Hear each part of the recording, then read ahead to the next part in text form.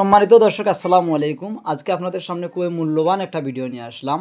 যারা স্বপ্নের বাড়িঘরগুলা নিয়ে স্বপ্ন দেখতেছেন, আপনারা অবশ্যই এই স্বপ্নের বাড়িঘরগুলা নির্মাণ করার আগে অবশ্যই ভালো একটা কন্ট্রাক্টরের সাথে বা একটা মিস্ত্রির সাথে পরামর্শ নিতে হবে। ভালোভাবে বুঝতে হবে যে আপনার ওই বাজেটের উপর বিল্ডিংটা কতটুকু হবে। সম্মানিত ভিউয়ার্স, ভিডিওটা না টেনে পুরো ভিডিওটা দেখে যাবেন। এই দেখেন, এই বিল্ডিংটা আমরা আজ থেকে প্রায় 3 বছর আগে এই বিল্ডিংটা এই পর্যন্ত করেছি। আজকে এই বিল্ডিংটা মালিকের সাথে কিছু আলোচনা করার জন্য এই বিল্ডিংয়ে গেলাম। হঠাৎ করে রাস্তার পাশ দিয়ে আমরা যাচ্ছি, তখন ওই মালিকের ধারণা ছিল না যে 16 লক্ষ টাকা তার মাটির নিচে এই পর্যন্ত যাবে।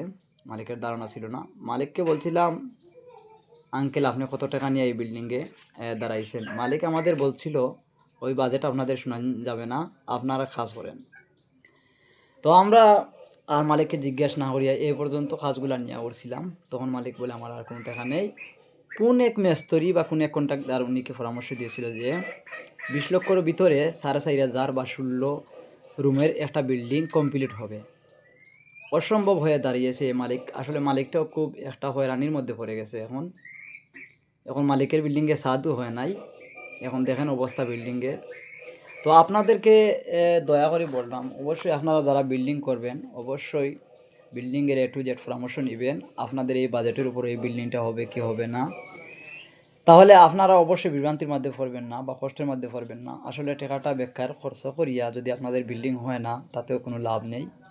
আপনার বাজেটের উপরে কতটুকু কাজ হবে ততটুকু কাজ আপনি ধরলে ভালো হয়। সম্মানিত ভিউয়ার্স, আমাদের ভিডিও দ্বারা আপনাদের কতটুকু উপকারে আসে অবশ্যই কমেন্টের মাধ্যমে জানাবেন। আমরা মেসার সাঈদ কনস্ট্রাকশন এবং মেসার সাঈদ কনস্ট্রাকশন ইউটিউব চ্যানেল থেকে আপনাদের সামনে বিল্ডিং ব্যাপারে A to Z ফর্মুলা নিয়ে আসি। এই দেখেন, মালিকের ধারণা ছিল না যে 16 লক্ষ টাকায় এই পর্যন্ত কাজ হবে। মালিকের ধারণা ছিল 16 লক্ষ টাকায় বিল্ডিংটা কমপ্লিট কাজ হবে। তো আসলে খুব দুঃখের সাথে কথা বলতে হয়, আসলে মালিকও এখন খুব বিভ্রান্তির মধ্যে পড়ে গেছে আমাদের কথা না শোনার কারণে। আমরা তখন মালিককে বলছি, চাচা আপনার এই ঘর করতে হলে অবশ্যই 1 কোটি টাকা প্রয়োজন। মালিক জানে না যে তার বিল্ডিংয়ে 1 কোটি টাকা খরচ লাগবে। তো আপনারা দয়া করে বিভ্রান্তির মধ্যে পড়বেন না। ভালো কন্ট্রাক্টর এবং ভালো মিস্ত্রির সাথে পরামর্শ নিয়ে আপনারা বিল্ডিং করবেন। আর কত টাকা বাজেট আছে সেইটা গোপনে আপনারা প্লিজ দয়া করে রাখবেন না। এবং মিস্ত্রির কাজও লাগাইয়া পরে আস্থা করি হঠাৎ করে বলবেন না যে আমার টাকা শেষ হয়ে গেছে। তাহলে আপনার এই টাকাটার বেকার তো এই জায়গায় ফালাইবেন, কোনো বিল্ডিংও হবে না, গরুয়ে ঘাস খাইবে ছাড়া আর কিছু হবে না লাভ। তো সম্মানিত ভিউয়ার্স, আমাদের ভিডিও দ্বারা আপনাদের কতটুকু উপকারে আসে আবারও বললাম, অবশ্যই লাইক কমেন্ট দিয়ে পাশে থাকবেন আর পেজটা ফলো দিয়ে সাথে থাকবেন।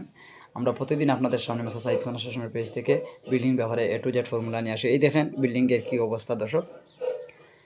তো আপনারা সবসময় দেখতে থাকবা মেসার সাঈদ কনস্ট্রাকশনের পেজে বিল্ডিংয়ের ছবিগুলো দেওয়া হবে। এই দেখেন মালিক এখন এই রোডের মধ্যে এই গ্যালাটিন লাগাইতেছে যাতে রড না নষ্ট হয়।